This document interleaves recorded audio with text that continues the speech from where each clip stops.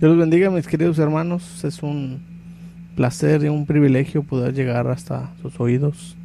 Una bendición saber que hay gente que quiere aprender, que busca la dirección del Señor, y pues vamos a dar inicio a esta clase a través de una oración. Yo oro por ustedes. Sé que al escuchar esos audios ustedes van a ser también parte de este plan supremo que Dios tiene para nuestras vidas. Vamos a orar. Padre Celestial, gracias. Gracias, Padre, porque aún seguimos haciendo tu labor, aún seguimos escuchando tus instrucciones y siendo obedientes. Ayuda, Padre, cada uno de los que están escuchando estas clases, pues que sean obedientes, que estén dispuestos a ir y a ser discípulos. Primero recibir estas clases, a entenderlas y después transmitírselas a más gentes. Yo sé, Padre, que vas a obrar en sus corazones y que me estás usando a mí para llegar a todo este tipo de gentes que tiene esas ganas de aprender. Nos ponemos en tus manos pidiendo todo esto en nombre de Cristo Jesús, tu Hijo amado. Amén. Muy bien, pues nos toca seguir con nuestras clases, poniendo las bases bíblicas para una vida cristiana. Y pues hablábamos la clase pasada de qué es la salvación, tratábamos de entenderla, pero ahora que ya entendimos en parte lo que es la salvación, pues vamos a hablar también de lo que esta salvación nos ofrece.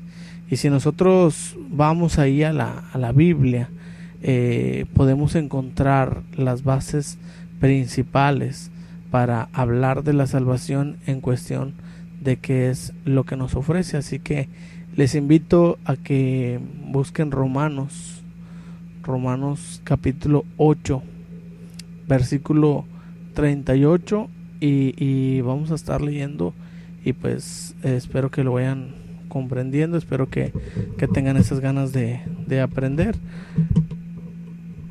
Y pues se los leo. Si tienen Biblia, búsquenlo, y si no, pues yo se los voy a leer aquí. Dice Romanos 8:38: por lo cual estoy seguro de que ni la muerte, ni la vida, ni ángeles, ni principados, ni potestades, ni lo presente, ni lo porvenir, ni lo alto, ni lo profundo, ni ninguna otra cosa creada nos podrá separar del amor de Dios, que es en Cristo Jesús, Señor nuestro. Este texto nos está diciendo que ya somos aceptados por Cristo o a través de Cristo. Entonces, hasta hablando de la salvación, ¿qué es lo que nos puede separar de este gran amor, de esta gran relación que nosotros tenemos ahora como hijos delante de Dios? Porque eso lo vimos la clase pasada. Ahora somos hijos de Dios. Entonces, ¿qué es lo que nos puede separar de esto? Y el apóstol Pablo, escribiendo a la iglesia de Roma, les dice que él está seguro de las cosas que no nos pueden separar. Y si yo pudiera dar un resumen de todas esas cosas, es decir, nada nos puede separar del amor de Dios. Y él los empieza a describir: ni la muerte, ¿verdad? Explicábamos la clase pasada también que la vida eterna comienza cuando creemos en Jesús como Salvador, no cuando morimos. Entonces a veces había gente que decía: es que la muerte, ¿verdad? No, ¿verdad? O es que cómo murió. Pues aquí dice: ni la muerte, ¿verdad? Ni la vida. No hay nada en la vida que ya haya sido creado que nos pueda separar de este gran amor de Dios. Ni ángeles, hablando de nada divino que nos pudiera decir que, y si un ángel viene y nos corre el cielo o algo así, pues no nos puede quitar eso. No, ni los principados, ni potestades, ¿verdad? O sea, nada en poder, ya sea humano o ya sea espiritual, nos puede hacer esto. Y a mí me gusta esta parte donde dice: ni lo presente, ¿verdad? Porque aquí esta carta el apóstol Pablo está dando a entender que la gente entendía, ¿verdad?, que lo presente pues no nos puede separar, ¿verdad?, que es lo que nosotros estemos haciendo, ¿verdad? Nada de lo que estemos haciendo nosotros nos puede separar de este gran amor de Dios. Entonces, pues por eso dice: ni lo presente, ¿verdad? Y dice también ni lo porvenir, que está hablando del futuro, ¿verdad? Ni lo que estamos pasando hoy, ni lo que vamos a pasar después puede separarnos, ¿verdad? Entonces tenemos que entender esto, ¿verdad? Tenemos que entender tal cual que la Biblia así lo dice, ni lo que esté pasando hoy, ni lo que vaya a pasar mañana, ¿verdad? Algunos cristianos tratan de infundir temor a otros nuevos creyentes, diciéndoles que pues que ya tienen la salvación, pero que cuiden su vida para el día de mañana, porque a lo mejor el día de mañana se pueden equivocar y pueden perder ese gran regalo que Dios ya nos ha dado. Y es que Dios nos ha hecho sus hijos, y aquí nos aclara nada. Recordemos también que Dios vive en el presente con nosotros y nos ayuda, obra nuestras vidas, pero Dios vive también fuera de este tiempo. Yo sé que es algo difícil de entender, quizás haré otra clase tratando de explicar esto, pero Él sabe lo presente, Él sabe nuestro pasado, Él sabe el futuro. Él ya no lo ha escrito. Hay una carta en la Biblia, hay un libro, parte de la Biblia que nos habla de las cosas futuras, porque para Él no es un misterio. Él sabe lo que va a pasar en el futuro.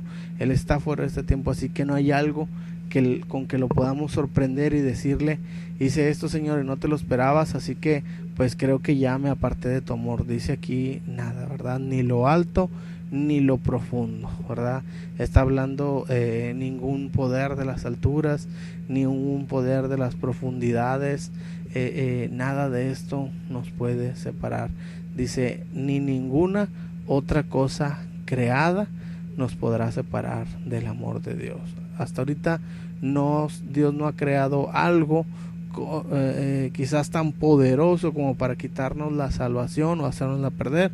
Estos versículos, si los analizamos y entendemos, podemos entender esa tranquilidad, podemos entender esa salvación que Dios nos da, ese gran amor. Nada nos puede separar. Yo sé que para muchos líderes espirituales y para muchos cristianos, aunque no sean líderes, les gustaría que la salvación se perdiera, para infundir miedo en las gentes. Pórtate bien, no faltes a la iglesia, haz cosas buenas, da buen testimonio, porque pierdes la salvación, ¿verdad? Y infundir y conquistar a la gente a través del miedo.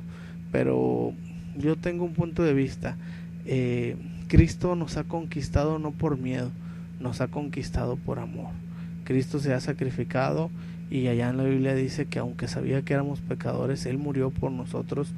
Y esa muestra de amor, al menos a mí, no sé a los demás que hayan sentido esta muestra de amor, pero al menos a mí me motiva a no equivocarme, a buscar la santidad, a agradar a Dios. Sé que no soy perfecto, pero ese gran amor me impulsa a seguir adelante, a hacer las cosas bien, a hablar el evangelio, por ese gran amor, y ese gran amor que me dice aunque te equivoques. Y la verdad, yo quisiera no equivocarme, pero sé que como humano, y sigo siendo humano y sigo teniendo esta carne, estoy expuesto a equivocarme. Entonces pues yo simplemente digo: Señor, ojalá y no me equivoque. Quisiera no, aunque sé que sí, ¿verdad? Sigo siendo humano, pero sé que el gran amor de Dios ahí estará en mi vida, y espero que tú también lo puedas tener en tu vida al escuchar el análisis, al menos de esta parte de la escritura. Y pues bueno, vamos a ir a otra parte donde también nos habla acerca de la salvación. Es ahí en el Evangelio de Juan, San Juan, ¿verdad? Dice la Biblia, capítulo 10 y versículo 27. Juan 10, 27. Vamos a buscarlo y a leerlo. Recuerde que si usted no tiene Biblia, pues yo se lo voy a estar leyendo. Dice así: mis ovejas oyen mi voz, y yo las conozco y me siguen, y yo les doy vida eterna, y no perecerán jamás, ni nadie las arrebatará de mi mano. Dice el 29: mi Padre que me las dio es mayor que todos, y nadie las puede arrebatar de la mano de mi Padre. Estamos leyendo, y creo que no deberíamos de analizar tanto esto porque es comprendible, pero pues para algunos que se aferran no lo entienden. Empieza diciendo Cristo: mis ovejas oyen mi voz, ¿verdad? Sabemos que los que son las ovejas del Señor tienen sus oídos atentos a las instrucciones del Señor, ¿verdad? Y Cristo dice: yo las conozco, ¿verdad? A Él no podemos decir, pues qué tal si yo soy, ¿verdad? Y Él no sabe, pero Él dice que Él las conoce. ¿Por qué? Pues dice: y me siguen, ¿verdad? Entonces ahí podemos reconocer a las ovejas de Cristo. Y dice aquí lo que Él nos ofrece. Dice: yo les doy vida eterna, ¿verdad? A veces le preguntamos a la gente: ¿qué es la vida eterna? ¿O cuánto dura la vida eterna? Pues la misma palabra lo dice, ¿verdad? Por siempre.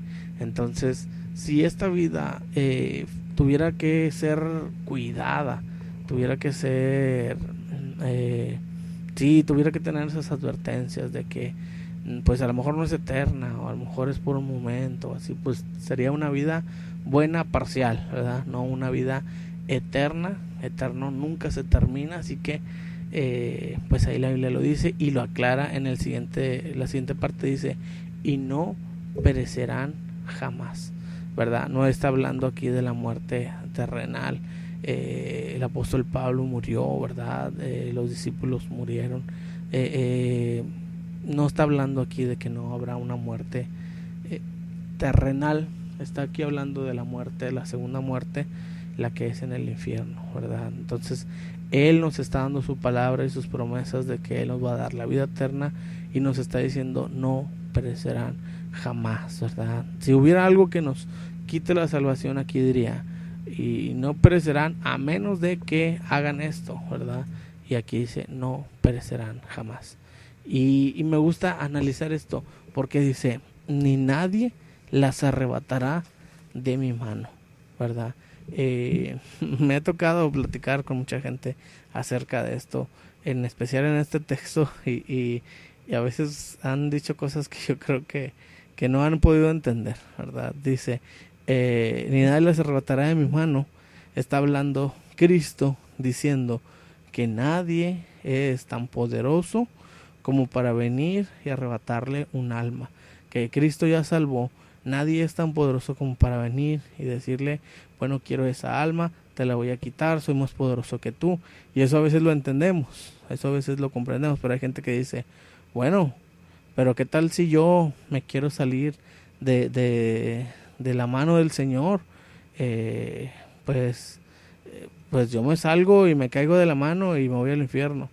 Aquí cuando la Biblia dice, y Cristo lo está diciendo, ni nadie, también nos incluye a nosotros mismos como personas. Decir que nosotros nos podemos salir de la mano del Señor es como decir que nosotros somos más poderosos que Cristo y que ni siquiera Él puede con nosotros, así que nosotros le ganamos a Cristo para salirnos de sus manos y ya no estar bajo su protección y su salvación, ¿verdad? El 29 dice: mi Padre que me las dio, ¿verdad? Está hablando quién es el que le otorgó estas almas. Dice: es mayor que todos. Por si alguno de repente dice: ¿qué tal si el diablo quiere mi alma, verdad? ¿Qué tal si el mundo, verdad? No sé qué se me puede ocurrir, qué se le ocurre a la gente, pero ¿qué tal si yo ya no quiero, verdad? Y empiezan a decir, pero dice: es mayor, mi Padre que me las dio es mayor que todos, ¿verdad? Que todos, que quien haya existido en esta tierra y en algún otro universo, nadie puede con Dios, es mayor que todos, y nadie, dice, las puede arrebatar de la mano de mi Padre. Aquí no está diciendo que estamos en las manos de Cristo, aquí está diciendo que estamos en las manos del Padre. ¿Quién es más poderoso que el Padre? ¿Quién es más poderoso que Cristo? Nadie. ¿Y quién es más poderoso que el Padre? Nadie. Entonces aquí deberíamos de entender la seguridad que Jesús nos ofrece y que la salvación nos da, diciendo que nadie nos puede arrebatar de las manos de Cristo y que nadie nos puede arrebatar de las manos de Dios. Así que nosotros pues deberíamos de entenderlos, ¿verdad? Yo trato de decirle a la gente pues que no debemos de estar discutiendo, ¿verdad? estar peleando por estas cosas, pero la Biblia es clara, ¿verdad? Si nosotros tenemos al menos la base, si las demás gente no quieren creer, pues bueno, nosotros sabemos cómo dice la Biblia y debemos de tener esa tranquilidad.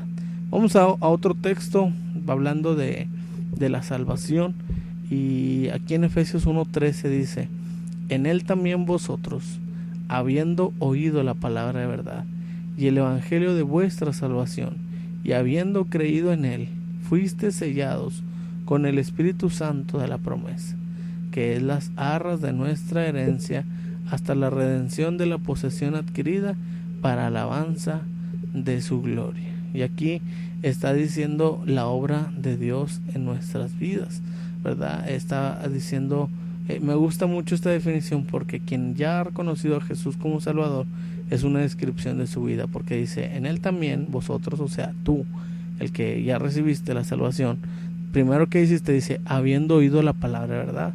Todo el que ahora ha recibido la salvación fue convencido a través de las Escrituras, ¿verdad? Entonces tuvo que haber escuchado la palabra de verdad. Escuchó el evangelio de la salvación, las buenas noticias de que podía ser salvo. ¿Y qué tuvo que hacer? Pues no obras, sino fe, ¿verdad? Dice: y habiendo creído en él, ¿verdad? Entonces aquí está diciendo claro qué es lo que nosotros hicimos: oímos la palabra, o escuchamos el evangelio, creímos en la salvación. Entonces ahora sí tenemos esa salvación como regalo. Dice, aquí lo describe ese regalo, que es que fuiste sellados con el Espíritu Santo de la promesa, ¿verdad? Entonces ese sello es lo que Dios está haciendo en nuestras vidas. Nosotros así lo debemos de entender, ese sello que Dios ha puesto para nosotros. Un sello en muchos lugares, en especial aquí en México, en los lugares donde hay ganado que marcan, ¿verdad? Que sellan para saber a quién le pertenece, para identificarlos, ¿verdad? Para saber, y es muy difícil, aún hablando de esta marca animal, ¿verdad? En pieles, que alguien pueda decir que le borró la marca, ¿verdad? Porque realmente está sobre su piel. Entonces no está diciendo que Cristo marcó nuestra piel, Cristo marcó nuestro corazón, y ese Espíritu Santo nos selló, ¿verdad? Ese sello que nos identifica con Dios es algo que Él ya nos había prometido, que es el Espíritu Santo. Entonces, y lo dice la Biblia que son las arras, ¿verdad?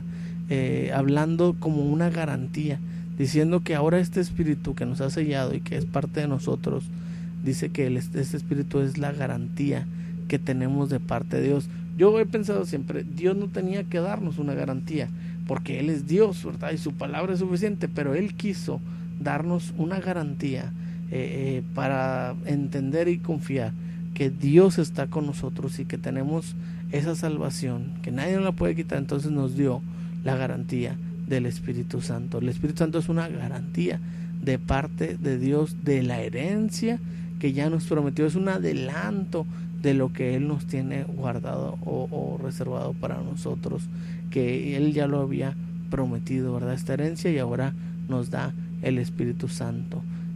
Recordemos que Él nos ha dado esto porque nos ha comprado para que seamos su pueblo.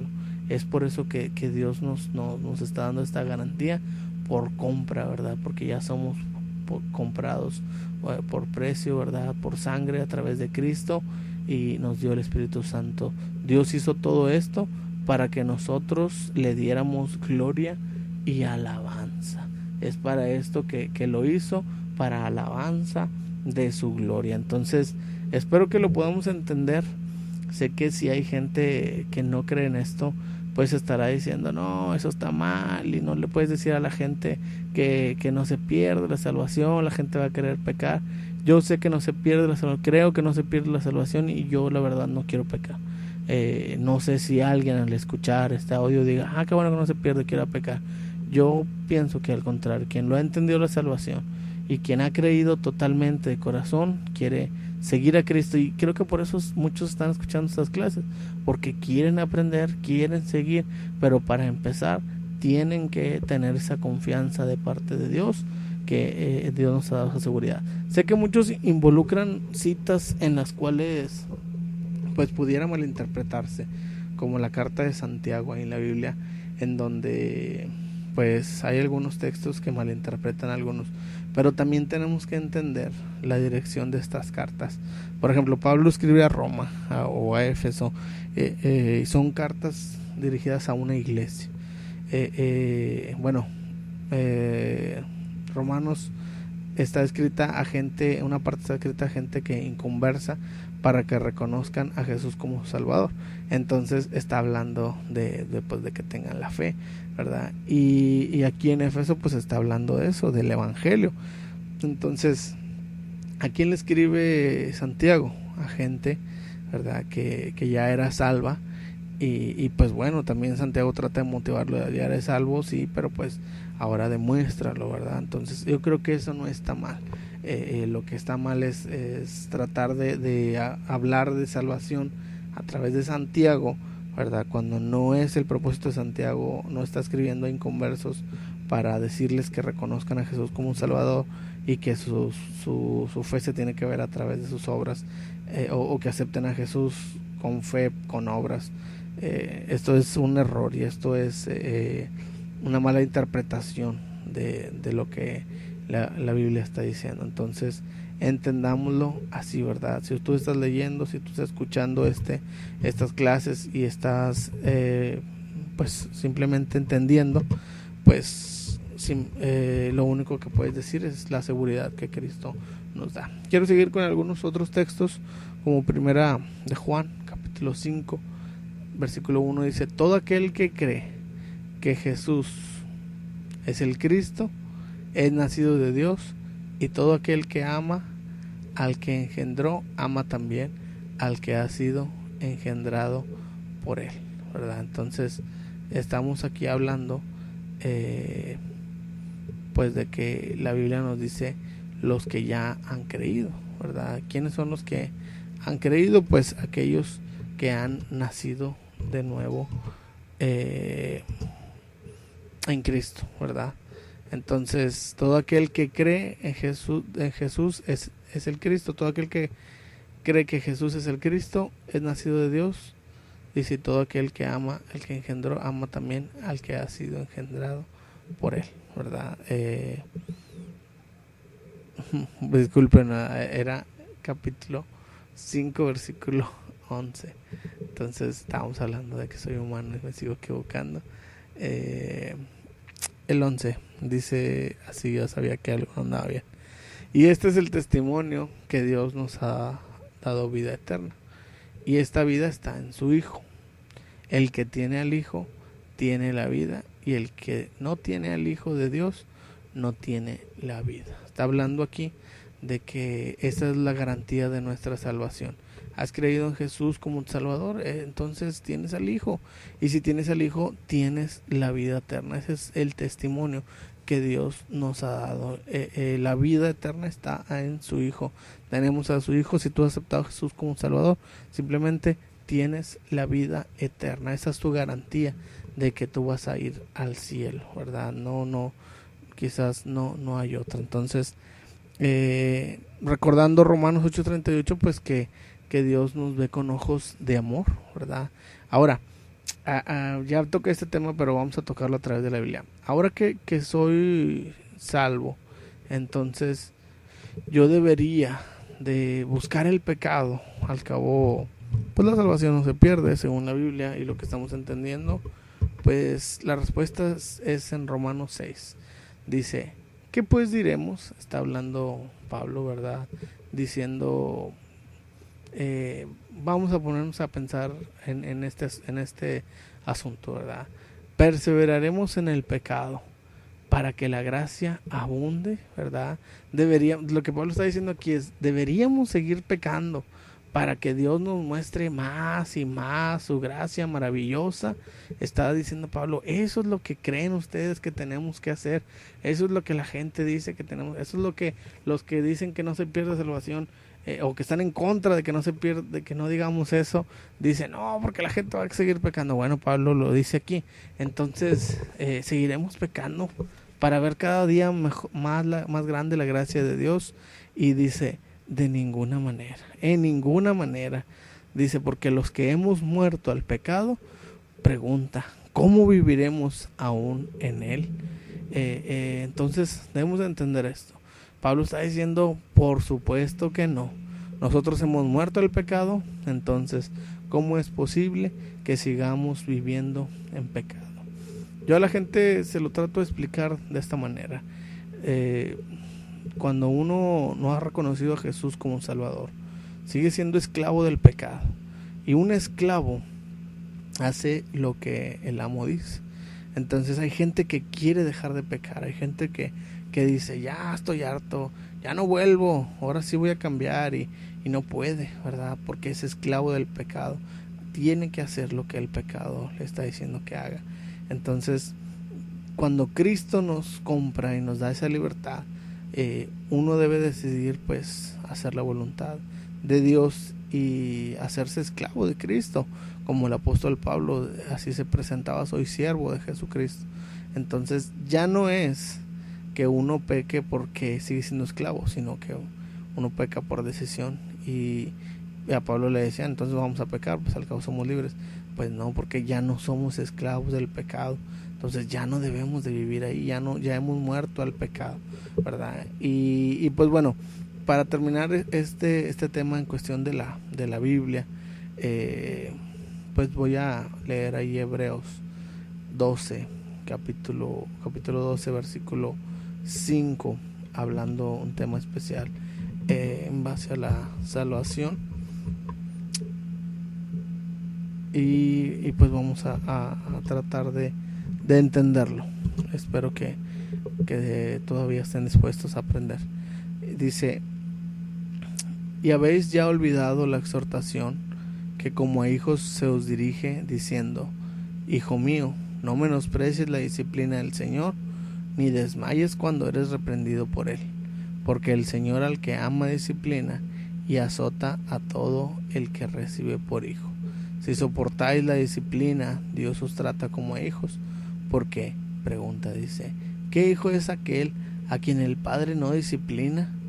Pero si se os deja sin disciplina, de la cual todos han sido participantes, entonces sois bastardos y no hijos. Por tanto, por otra parte, tuvimos a nuestros padres terrenales que nos disciplinaban y los veneramos. ¿Por qué no obedeceremos mucho mejor al Padre de los Espíritus y viviremos? Dice el 10, y aquellos ciertamente por pocos días nos disciplinaban como a ellos les parecía, pero para lo que nos es provechoso, para que participemos de su santidad, ¿verdad? Entonces la Biblia aquí nos está diciendo que la disciplina, ¿verdad?, viene porque nosotros somos hijos de Dios. Un bastardo es alguien que no es oficialmente un hijo. Normalmente lo entendemos como que alguien está fuera, ¿verdad?, de ese matrimonio, un hijo fuera, y no es un hijo oficial tal cual, ¿verdad? Pues yo lo explico a los niños, ¿verdad? Y les digo, pues yo voy a regañar a mi hijo, ¿verdad? Pero si aquí anda el hijo del vecino, pues yo no puedo tener una disciplina sobre él porque él no es mi hijo. Aquí está diciendo así Cristo, Dios mismo está diciendo a través de la palabra que si somos hijos, Él nos va a disciplinar. ¿Por qué nos disciplina? Dice el 6, porque el Señor al que ama disciplina. No es porque no nos quiera, sino porque ya nos aceptó como hijos. Es por eso que pone esa disciplina sobre nuestras vidas. ¿Para qué? Algunos dirán, ¿para qué es esta disciplina? Dice al final del versículo 10, para que participemos de su santidad. Entonces, pues no debemos de tomarlo a la ligera. Algunas personas se enojan, ¿verdad?, porque la disciplina viene a sus vidas cuando ahora quieren hacer algo malo. Dicen, antes no me pasaba nada y ahora me pasan cosas muy malas cuando hago algo malo. Pues ahora ahí está la disciplina del Señor que te quiere motivar, ¿verdad?, como un padre a un hijo por amor, para que hagas lo correcto, ¿verdad? Porque ahora eres un hijo legítimo. Si hay gente que dice, no, pues yo hago lo que quiero, no me pasa nada. Pues a lo mejor no eres un verdadero hijo, ¿verdad? Pero la disciplina es una parte de las pruebas que somos hijos de Dios, ¿verdad? Eso es lo que debería estar en tus vidas, ¿verdad? Y no estar con el miedo de que ya, entonces ya la perdí la salvación. Ahora, hay algo que a veces muchos confunden cuando decimos, y si peco, entonces no pierdo la salvación.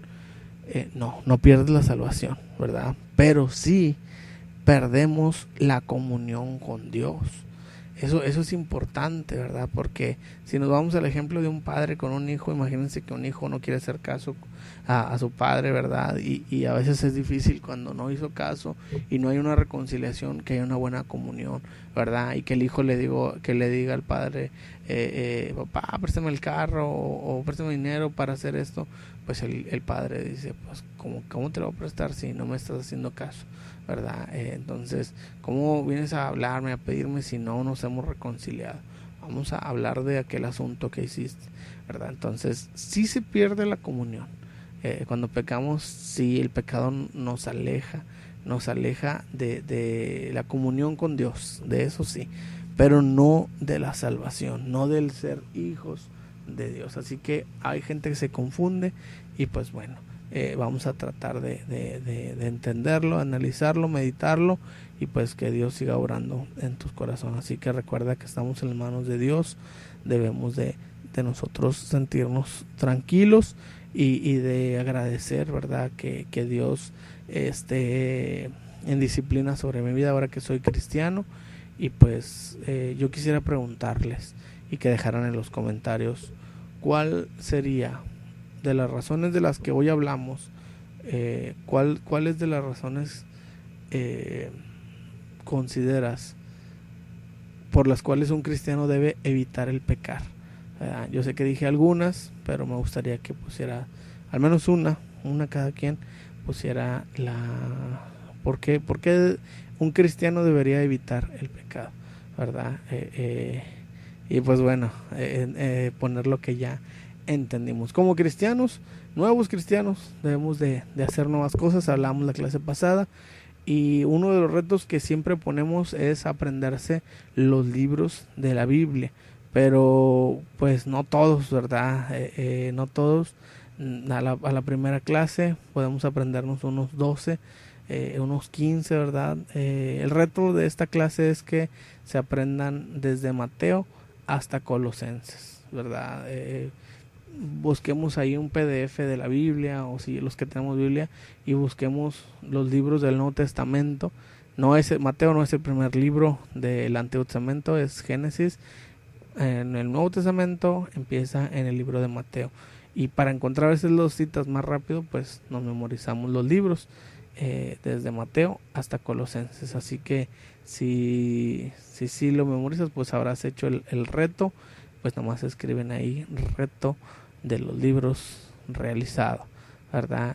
Y para saber que sí lo hicieron, pues que en uno de los comentarios un amigo que los haya escuchado decir, pues que le ponga ahí yo escuché los libros de memoria, ¿verdad? Entonces yo vi que sí lo realizó. Entonces ahí busquen a un amigo también para decírselos y que él pueda poner ahí en sus comentarios. Yo los estoy leyendo y ahí de memoria también va a ser la cita de Juan 10, 27 y 28. Los dos, yo sé que pueden con los dos.